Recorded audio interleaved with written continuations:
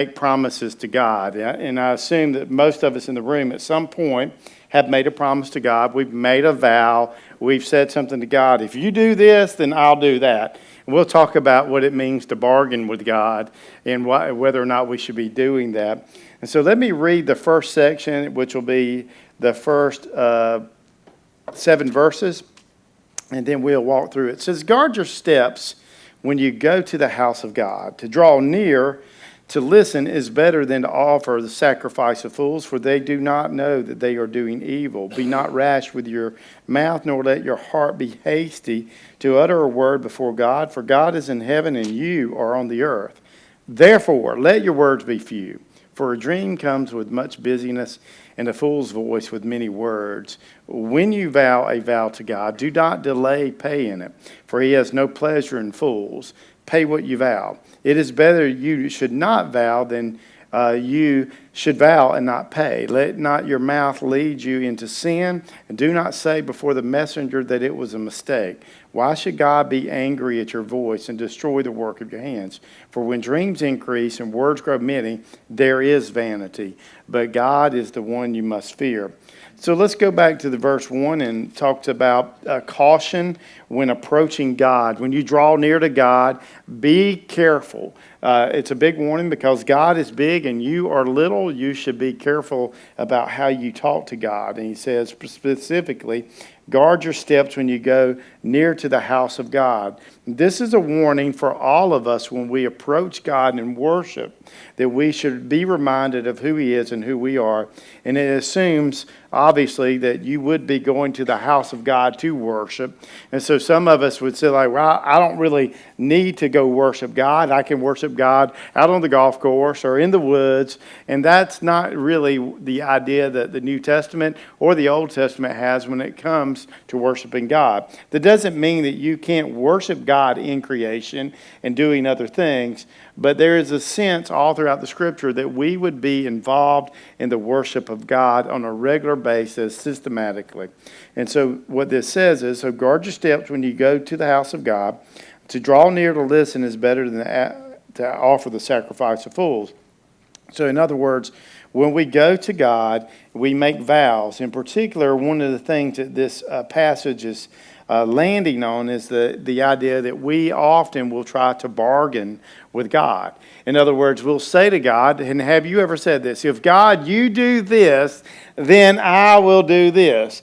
Most of us in the room, including your pastor, has done that very thing. God, if you'll just help me pass this test, then I'll give you $50. And did I pass the test?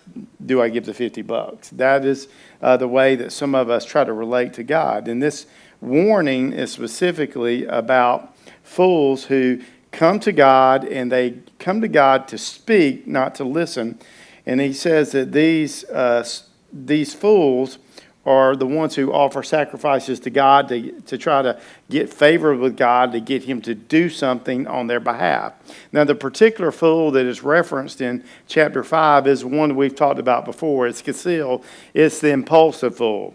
It's the kind of person who acts impulsively, doesn't think before they act, and they're just impulse-driven. This is a particular kind of fool that is in mind. And so he says, listening to God is greater than the sacrifice of fools. So don't be impulsive and hard-headed fool. Think about what you're doing. As you approach God, if you do make a vow, do not renege on the vow. Once God blesses you, we all have a tendency to say, once I've got my blessing, then I regret making that decision. So the impulsive fool doesn't think before he speaks. And so the command really here is, don't be rash with your mouth. Don't just be moved by your feelings so that you offer God something that you can't pay. Don't make a vow to God that really you're unwilling to pay. It is a sin to vow or to offer God something you don't intend to keep. That's an important part of this. We lived in another city at one time, Trish and I did. We had a family that lived down the road. They had kids in my youth group. I was their youth pastor. And the mom, at some point in her life, decided that she had a serious surgery. She lost one of her ovaries. And so she made a vow to God that if he would give her children, she would have as many children as God would grant her. Now, I believe when we left, they were at about number 12. And so it had really stressed a family financially. And that would be, I'm not saying that she was in the wrong by making a vow to God. I'm just saying you need, what this passage is saying, before you make a vow to God, you need to think that thing through. Whether or not you're willing to keep that, and that if that is something that really you should vow. So not trying to be judgmental on her relationship with God, but I do know that they really struggled in order to provide for their family. They were homeschooling, so you can imagine they had like every grade, and so it's really difficult upon them. And so I know when we get in really difficult times, we have a tendency, all of us, to try to bargain with God. God, if you'll just get me out of this. And what God is saying through Solomon is you really need to think through what you are offering to God, what you're promising to God. There's this old movie I remember from growing up. I think it was called The End. It was a movie with Burt Reynolds and Dom DeLuise. And Burt Reynolds was trying to kill himself all through the movie. And he went out into this lake and he was about to drown. And then he started bargaining with God. God, I promise I'll be a better businessman. I'll stop cheating people. I promise I'll be a better husband. I promise I'll give you 90% of what I earn. And then as he started swimming back and he was getting closer and closer to the shore, he began to change his tune and start reneging on the promises he's made to God. And God is saying, don't be like that when you come to vow before him. And the reason he says is, hey, look, when you speak, don't be a fool with your words. Don't be hasty before God. And here's why. Because God's in heaven and you're on earth. What does that mean? That means God is not like us. God always keeps his promises. God does not waste his words. God is not foolish with his words. Everything that God says he will do, he's able to do and will see it to his completion. We, on the other hand, are not like God. We don't always do that. We don't do that with God, and we don't do that with other people. So because of the size of God and that he's eternal and he's in heaven, and because of who we are, we should let our words be few. And often our words are many. There's a proverb that says, when there are many words present, sin is not absent. So in other words, the more that you and I talk, the more likely it is we sin. James even goes into to say, if a man says that he's a perfect man, you want to find out if you're perfect, all you have to do is watch what people say. Because a perfect man would be able to control his tongue. And the problem is, none of us are able to control our tongue. We can tame animals, James says, but we have a hard time controlling that organ in our mouth.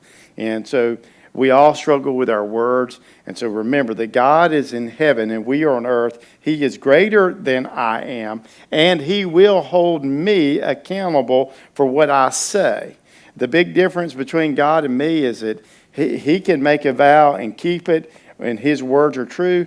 Ours are often said in haste, and that leads us into sin.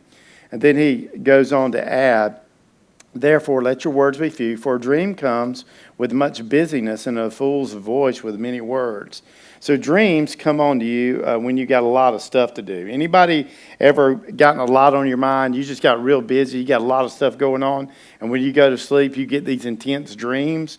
He says those intense dreams come with anxiety in life and the busyness of it. And science even tells us that in stressful times, our dreams will become more vivid. And so as the dreams come on a person, he says, in the same way, a fool's voice will have many words. You ever been around somebody who you would say, they're foolish, and they like to talk a lot?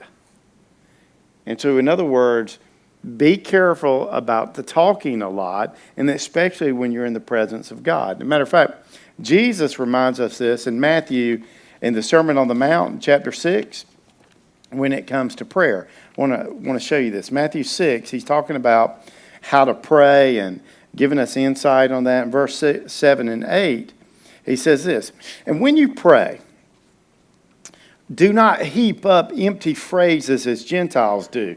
In other words, people that are not Jewish, don't be like the Gentiles who worship false gods, and they babble and babble and babble. So like if I really pile on the words, then God will hear me. For they think that they will be heard for their many words.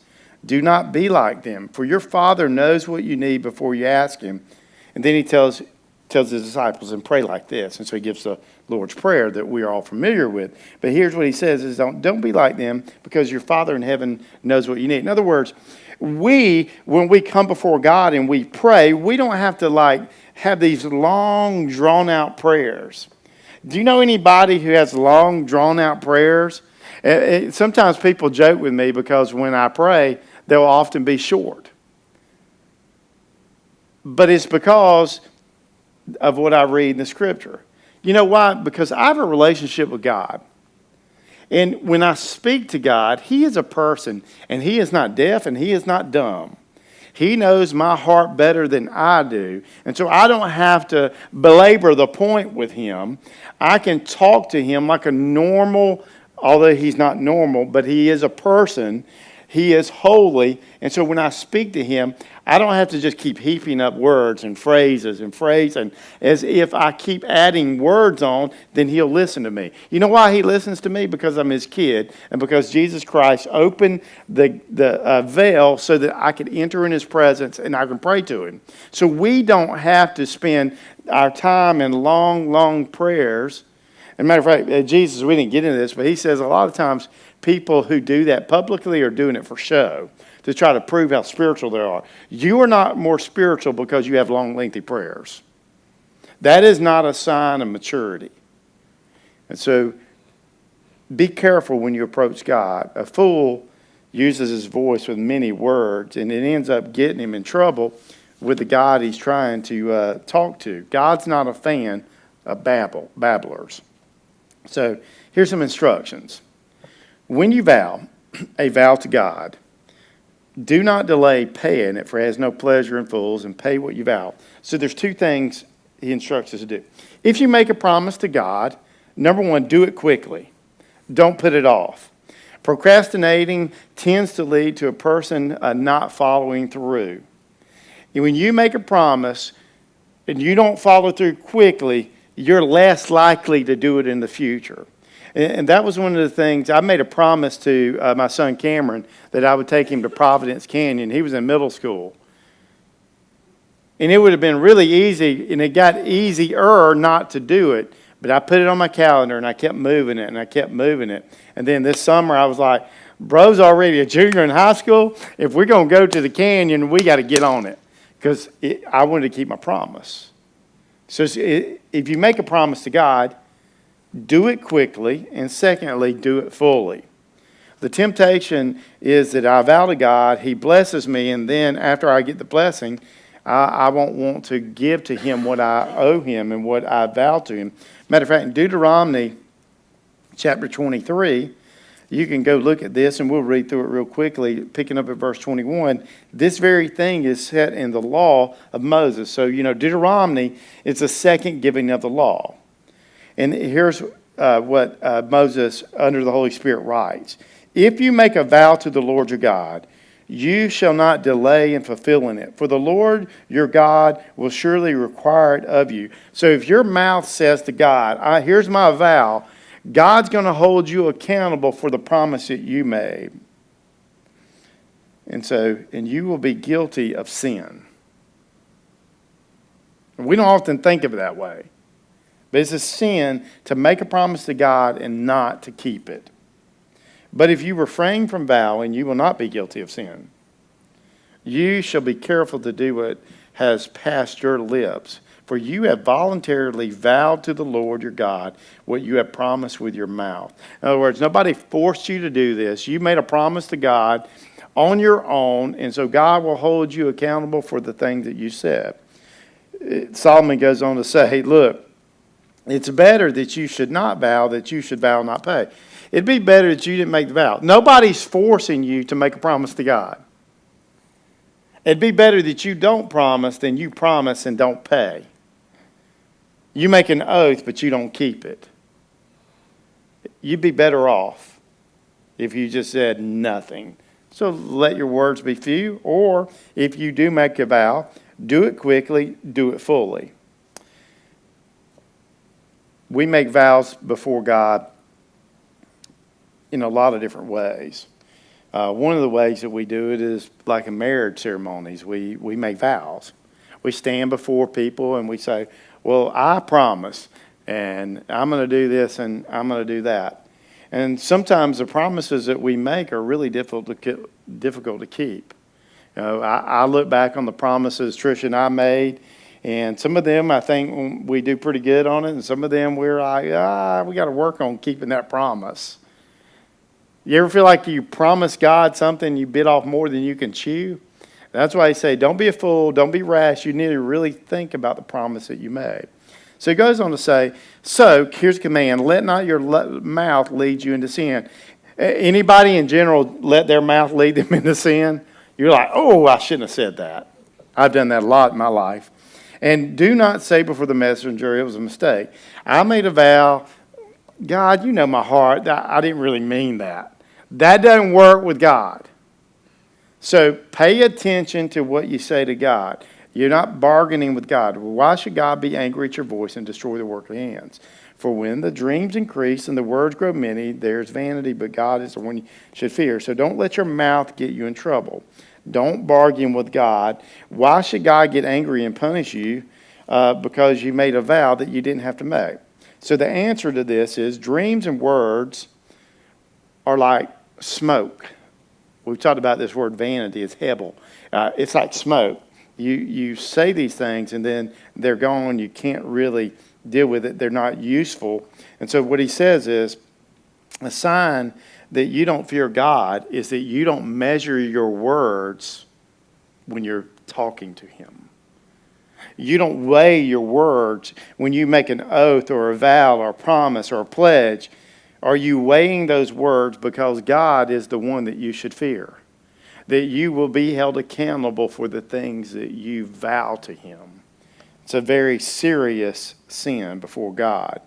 And so this is what Solomon says. Like, so if you're going to make a promise, and you're going to make that promise before God, and I would even say, you know, as it says in Scripture, let your yes be yes and your no be no. So if you do make a vow to God, you should plan on keeping it, lest you sin. Then he goes into the next section, which is about government and justice, verses 8 and 9. If you see in a province the oppression of the poor and the violation of justice and righteousness, do not be amazed at the matter, for a high official is watched by a higher, and there are yet higher ones over them. But this is gain for the land in every way, and a king committed to cultivated fields. So what is Solomon getting at? Well, Solomon's a king, so he knows a lot about government. He knows about running a country. And so here's what he says. Government should promote and provide justice for the people that it serves. Every government, that's the role of a government, to protect and provide for its people.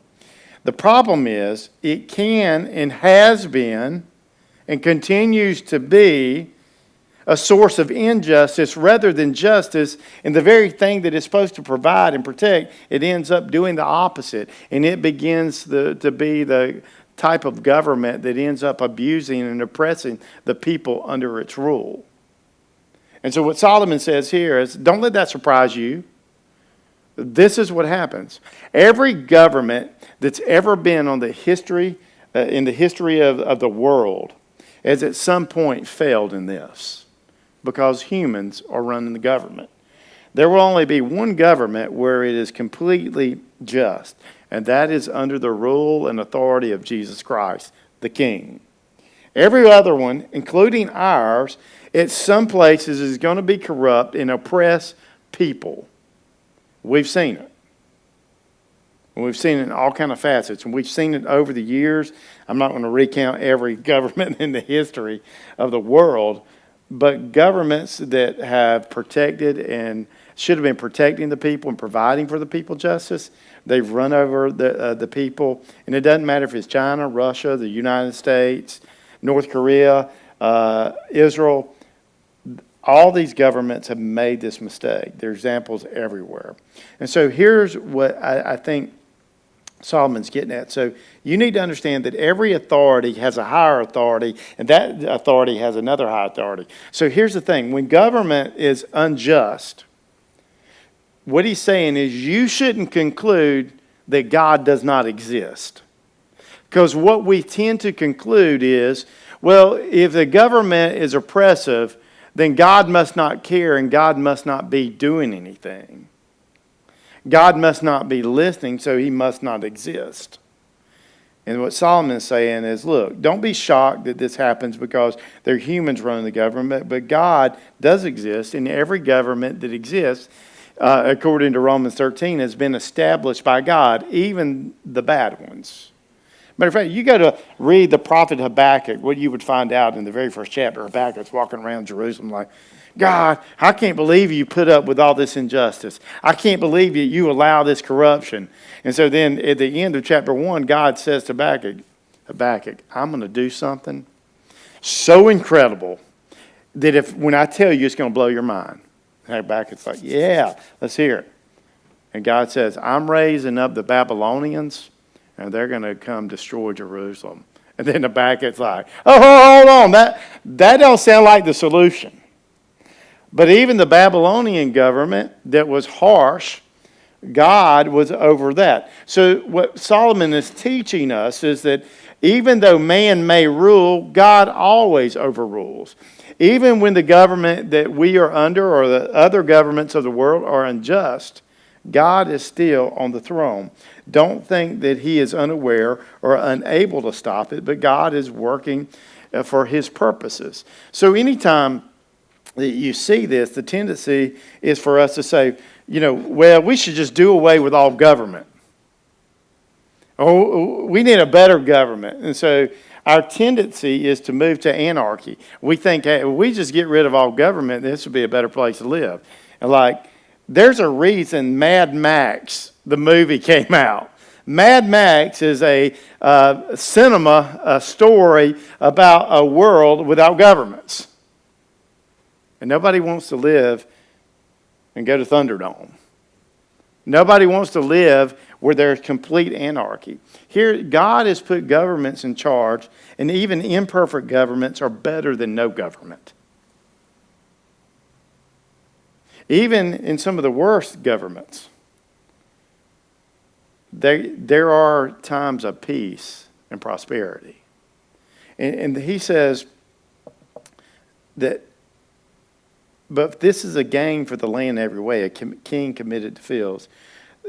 A government that is working, even when it's an imperfect government and unjust at times, is a profit to the people because the king has the land and it becomes an advantage to the people. There's a measure of profit and peace, even under unjust governments. But don't think that God's not in charge just because you can't see it. When Paul wrote that about God establishing every government, guess what government was in charge in oppressing his people, the Jews? It was Rome. And so if Paul saw it that way, Peter says honor the king, and Nero was the king, and he was actually impaling believers, putting tar on them and burning them in the gardens, then we can see our government in a much different light. So God is in control even when you can't see it. And then let's talk about wealth and money and prosperity. This picks up at verse 10. So let's walk through it. He who loves money will not be satisfied with money, nor he who loves wealth with his income. This is also vanity. It's smoke. In other words, you get all this money and you won't be satisfied. I said last week that they asked John Rockefeller how much money is enough, and he said a little bit more. He's just never satisfied. You never have a cap. Like you say, how much money would it really be like you would feel like you're just totally satisfied, you don't need anything else? Nobody says or really means, if I get this much, then I'm good. There's always a little bit more. And so we can't find the satisfaction that we love. And here's the thing. Wealth cannot satisfy you long term because you'll always want more of it. 1 Timothy 6:10, we're going to look at toward the end of this, like the whole section. But Paul writes to Timothy and he says, for the love of money is the root of all evil. Not money is the root of all evil, but the love of it, the desire for it, the devotion to money is the reason that people do all kinds of evil. And so money itself is not the problem, it's our relationship to it. Matter of fact, Jesus said that really is the problem. He says, Matthew 6:24, which is the Sermon on the Mount, Jesus says, you can't serve two masters. He says it's impossible. You'll love one and hate the other. You'll be devoted to one, you'll despise the other. You cannot serve God and money at the same time. And so what Jesus is saying is echoing that the love of money is a problem. You can't love God and love money. One of them will make your decisions. So when you look over the decisions you make in your life, are they determined by your relationship with God, or are they determined by your relationship to the finances, to the wealth? And look, we're all church-going people. We will say it's God, but is it really? Even as your pastor, I have to go through that in leading the church. I have to go through that in leading my family. So what's making my decision? What is the bottom line? That's really where we get to when we make a decision. We go, well, what's the bottom line here? And you'll either think about it like this. The bottom line is this is how it glorifies God, or the bottom line is this is how it affects me financially. And one of those two will guide the decision you make. And that's what Solomon is leaning into. Verse 11, he goes on to say, when goods increase, they increase who eat them. And what advantage has their owner but to see them with his eyes? In other words, your money, he's going to give some insight to money. Money is consumed by other people. Proverbs 19:4. Check this out. Proverbs 19:4. That's the same Solomon. He's writing. He says, wealth brings many new friends. You come into some wealth, you go get a lot more friends. You used to be poor, you won the lottery, you're going to get a lot more friends. And he says, but a poor man is deserted by his friends. I mean, we see this played out all the time in Hollywood and sports. Guy gets a contract, he gets a lot of friends, then he gets cut and he's no longer getting the money. He spent it all. Where are all his friends now? They desert him. Because they're all his friends because he was wealthy. And so when you get more money, you get more friends because everybody wants a piece of your pie. Money is consumed by others. Proverbs 14:20, a very similar passage. Solomon writes these words, and Solomon would know because Solomon had a lot of money and he had a lot of people want to be Solomon's friend. Here's what he says. The poor is disliked even by his neighbor. Poor guy, even his neighbor don't like him. But the rich has many friends. You get some money in your pocket, you can have some friends. So like one way you say, I ain't got any friends. Well, if you get a lot of money, guess what? You'll get a lot of so-called friends because they will want what you've got. When you're poor and someone is your friend, you know that they like you for you. When you're rich, you just ain't really ever sure. I know some wealthy people, we've had conversations about this sort of thing. And they'll say, behind closed doors, I really don't know who I can trust. I really don't know if these people are my friends or they just are here until the money stops flowing. And so Solomon knows what that's like. He says, money is consumed by others. In verse 12, he says, sweet is the sleep of a laborer, whether he eats little or much, but full the stomach of the rich will not let him sleep. Money keeps you from resting. it amplifies your anxiety. The more that you have, the more you have to watch over. When you get a lot of stuff, you got to get security cameras. When you get a lot of stuff, you got to get a fence because people want your stuff. And then once you get rich, you got to do a lot to keep it. And here's what Solomon said. The guy who goes to his job, he clocks in at 8, he gets off at 4, he goes home, he and his wife have dinner, he sits down and watches some TV, and then he goes to sleep. That guy's often in better shape than the guy who owns the business, and he's worried constantly about his wealth and what he's got to do the next day. And the anxiety overwhelms him because he's got to keep things going and he's got to keep things growing. So having wealth is not necessarily the greatest thing in life, although we look at it that way. But you'll find that a lot of times wealthy people are not very happy people.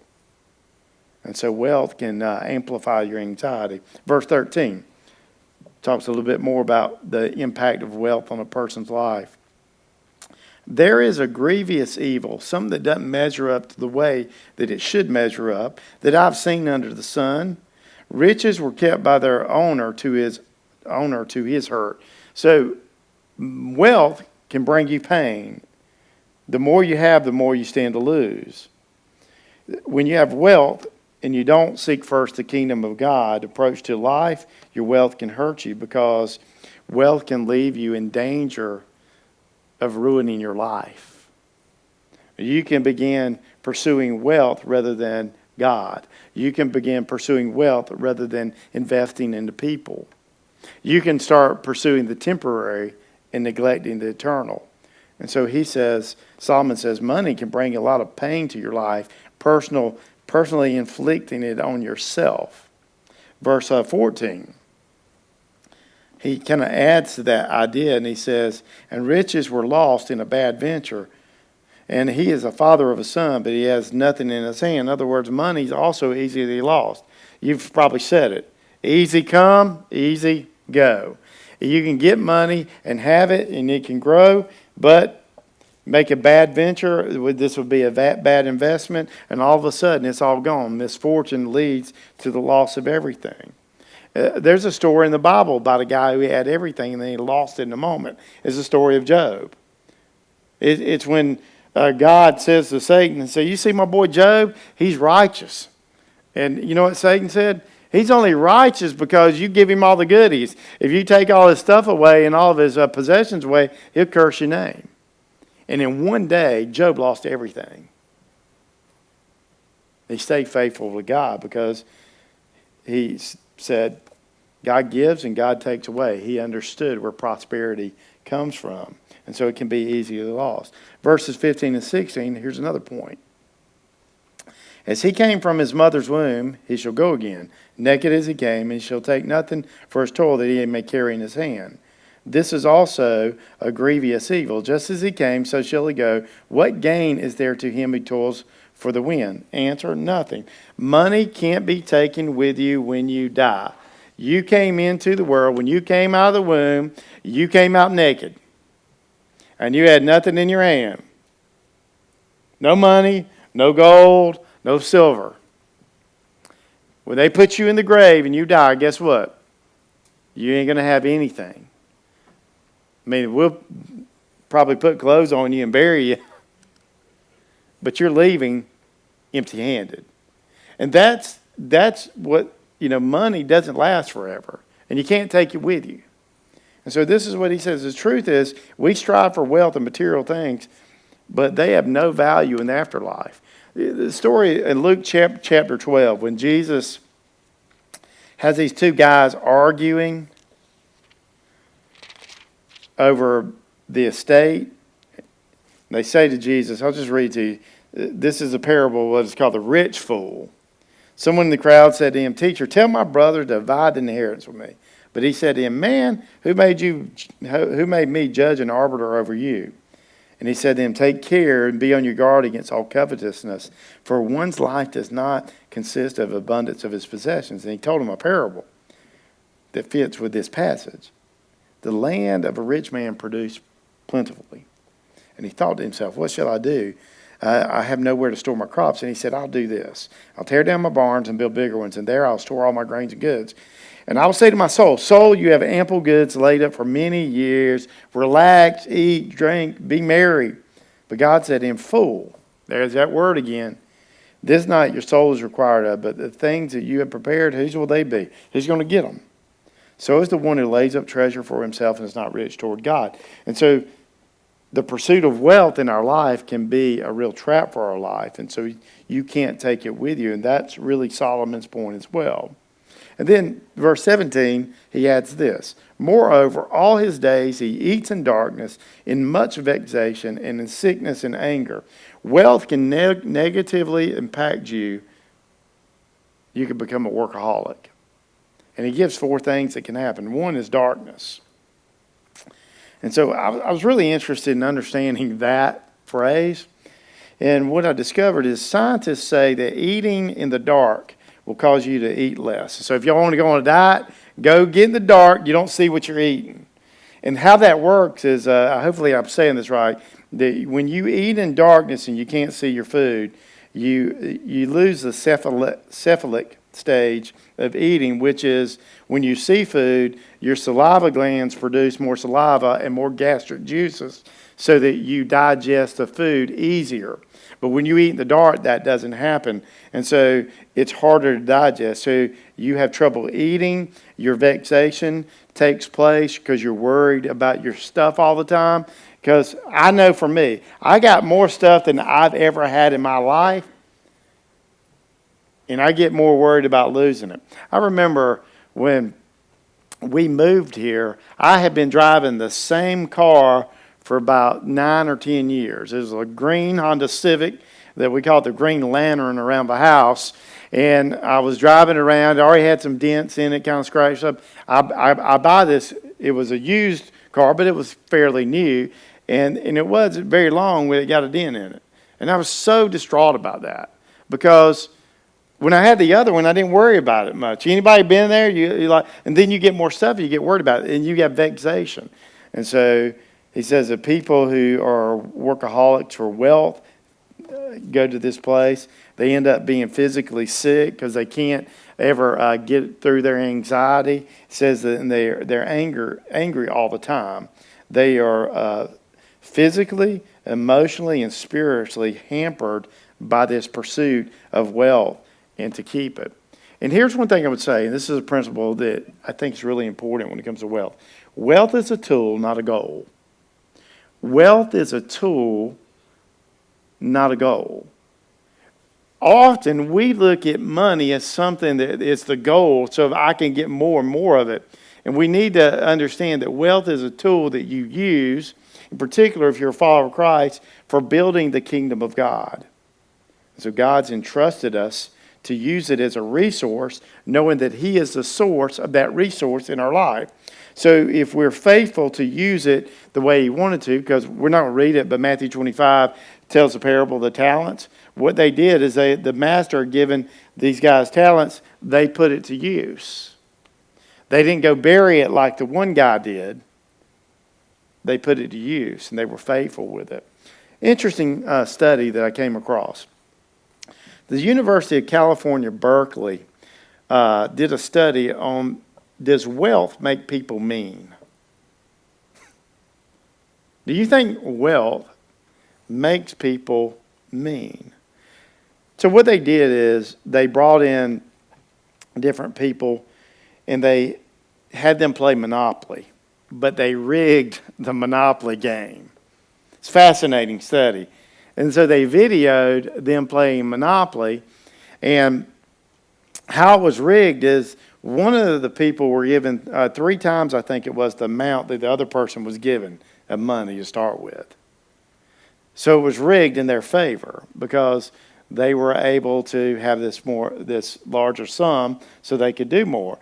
And then they even rigged it so the dice would roll in their favor. So they gave them all these benefits over the other person.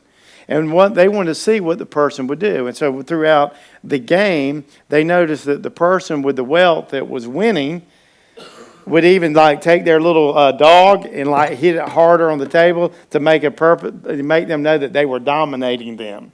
They began to talk to them in a demeaning way. They had pretzels that they put on the table, and the person that was losing, the person that was poorer in the game, wouldn't take the pretzels, but the person who felt like they were dominant was eating all the pretzels. And one of the things that came out of that study was that the wealth has this impact on us to make us a bit mean to our fellow man if we're not careful. Matter of fact, at the conclusion of a 7-year study, and they did all kinds of interesting tests with people. They had this one test where they put a jar of candy on the table, and then it had a sign that this was candy that was for kids who were in the developmental lab. And what they discovered is the wealthier or the people were, the more of the candy they would eat. In other words, the poor people didn't touch the candy, but the wealthier people, 50% more would eat the candy that was designated for the kids. And the conclusion of their study was that the more wealthier person got, that their compassion and empathy went down, and that their entitlement and self-interest went up. Matter of fact, another study that they did was really interesting. They had a pedestrian in California, because California has a law, if you were to be a pedestrian and you get to the street and walk across, the car is supposed to stop. So they videoed what would happen every time the pedestrian came up. And what they discovered in their study, the more the expensive cars would not stop for the pedestrian, but the cars that were less expensive tended to stop to let the pedestrian go across. You have to be careful with wealth, because wealth will consume you, and it'll take you down a road that you hopefully don't want to go into. So what is the conclusion that Solomon makes on how to use wealth? And so he gives some recommendations. He says, "Behold, what I've seen to be good and fitting is to eat and drink and find enjoyment in all the toil for which one toils under the sun for the few days of his life that God has given him, for this is his lot. Everyone also to whom God has given wealth and possessions, power to enjoy them, and to accept his lot and rejoice in his toil. This is a gift from God. For he will not much remember the days of his life, because God keeps him occupied with the joy in his heart." So what Solomon recommends is that you remember that God is the source of your prosperity. That if you are successful and you have wealth, that God has given it to you. And that's an important thing for all of us to remember. Everyone who has a stewardship over a lot of stuff has been given that stewardship by God. That doesn't mean they honored God, but it means that God prospered them. And the other thing that you read here is that he says that we have a short life. Life is short. So keep that in mind. So you've given a stewardship that's limited and temporary, and life is short, and God will hold you accountable. So in other words, so he says, find joy in the work that you do, and find joy in the fruit of your labor. So in other words, there are two things that you should be enjoying about your lot in life where God's put you. One is, hopefully you enjoy the work that you do. And secondly, that you enjoy some of the good that it brings to your life. I know a lot of people have miserable jobs. There's a whole book on 3 signs of a miserable job. And basically it comes down to this, that people hate their job because people don't know who they are. They they're just kind of like a number, and their bosses don't really care about them. And so I don't know about you. Hopefully you love your job. But I'll tell you this. One piece of advice I think Solomon has given us, it may sound unspiritual to us, but I think is really helpful. If you hate your job, go find something else to do. You live in a country where you don't have to do what you're doing. You can go find another job doing something else. And you may say, well, I can't find a job that makes what I'm making. Well, I would say to you, well, is wealth your goal? Or is enjoyment your goal? When I was in seminary, Trish and I got engaged. Trish was still in school. I'd already graduated. I took this job, and y'all can picture me doing this, sitting in a desk at a telemarketing company selling Christian videos. Do you know how long I stayed on that job? I left the first day. And I told Trish, I'm quitting this job. Because I knew if I did that job, I would lose my soul. It wasn't worth it. I hated it. And I said, I promise you, baby, I'll have a job tomorrow. So that next day, I got a job cleaning pools. I like cleaning pools much better than I like telemarketing. I hated it. I don't care if it paid less. My enjoyment of what I'm doing is more important than making a little extra money. And so if you've got a job, here's my advice to you. And I think it's what Solomon's saying. If you got a job you don't enjoy, go do something else. Don't keep doing something that you hate. If you can't go do it immediately, work toward it. And so I encourage you to do that. So find contentment in your work. Find contentment in the money that you have. Look, you get a job where you can work so you can eat a little bit. You can go on vacation. Like I would just say, we've talked about this. Get a job where you can get some ice cream and go on vacation and eat Cold Stone while you're on vacation. And and here's the thing, because he says eat and drink here. When you go on vacation, I don't know if you ever thought about it. Vacation is really, it's not about where you're going. It's about getting to go somewhere and eat it and drink at different places. That's what it really is, because that's really what you do. So look, get a job that you enjoy, and then save a little so that you can go and do a few things that you enjoy. Matter of fact, this is like the New Testament idea. You may think, well, I don't know if the scriptures teach that. Let me show you what Paul writes to Timothy in chapter 6. Picking up verse 6. So check this out. Find my numbers here. But godliness with contentment is great gain. And this is going to sound like what we've just been talking about. For we brought nothing into the world. Sound familiar? And we can't take anything out of the world. But if we have food and clothing, with these we'll be content. But those who desire to be rich fall into temptation, into a snare, into many senseless and harmful desires that plunge people into ruin and destruction. When I was listening to this report on rich people in that study at UC Berkeley, they said when they would do negotiations and stuff, that people were rich were more likely to cheat, more likely to steal, more likely to feel entitled to things.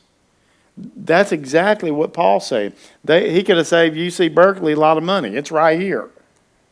For the love of money is the root of all kinds of evil. It is through the craving that some have wandered away from faith. Some people have left following Jesus because they love money and pierced themselves with many pangs. In other words, people love money and they brought a lot of pain in their life. Let's skip a few verses and go to verse 17. As for the rich in this present age. So you got some money. This is Paul's instruction. Charge them not to be haughty. Charge them not to be prideful because they have wealth. Why? Because you didn't get it on your own. I don't care what you have. God gave it to you, and God can take it away from you. Ask Job and many other people throughout the world. Nor set your hope on riches, on the uncertainty of riches, because they can go and come quickly. But put your hope on God, who richly provides us with everything, notice this, to enjoy. That God's giving you some things. He wants you to enjoy some things. He wants you to take a vacation every once in a while. He wants you to enjoy some cookies and cream ice cream. He wants you to do some things and enjoy some of the things that He's given you. And then He says, they are to do good, to be rich in good works, to be generous and ready to share, thus storing up treasures for themselves as a good foundation for the future, so that they may take hold of that which is truly life. If you really want to live, He says, what you need to make a practice of is enjoy. Spend a little on yourself. Don't get greedy with it. And he said one way that you can keep from being greedy and make all the enjoyment about your self-interest is you can be generous. Because generosity releases the stranglehold of greed in our life. So if you want to kill greed from creeping up and grabbing you by the throat and taking over your life and becoming your master, make sure that you spend a little bit on yourself to enjoy, and then make sure that you're willing to share with those who need. And in that way, you honor God, because you will be held accountable for what you do with his stuff, because it's all his stuff. And so Solomon says, hey, here's my recommendation.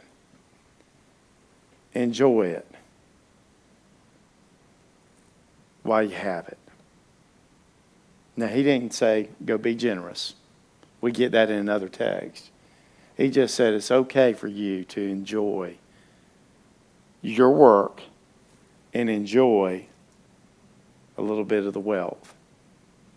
But be careful, because God's going to hold you accountable.